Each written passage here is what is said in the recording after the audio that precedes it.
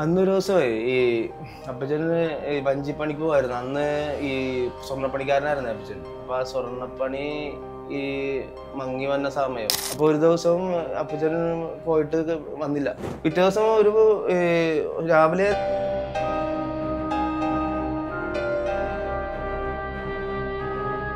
ആ കണ്ണിന്ന് ഇങ്ങനെ കണ്ണുനീര് ആടിയപ്പം നമ്മുടെ മനസ്സിലൊരു അവസ്ഥ. അപ്പൊ അന്ന് നിങ്ങളുടെ ഒരു അവസ്ഥ എന്തായിരിക്കും? കടകൾ തോറും കാൽനടയിൽ നടന്ന് അവിടെ കൊണ്ടുപോയി വിറ്റിട്ട് വന്നാൽ അത് കൊടുത്തിട്ട് വേണം അരി മേടിക്കാനായിട്ട്.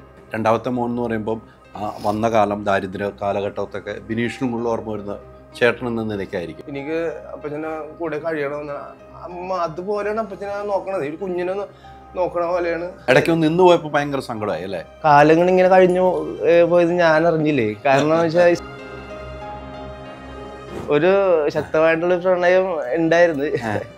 അതാ സമയത്തുള്ള പ്രണയമല്ലേ.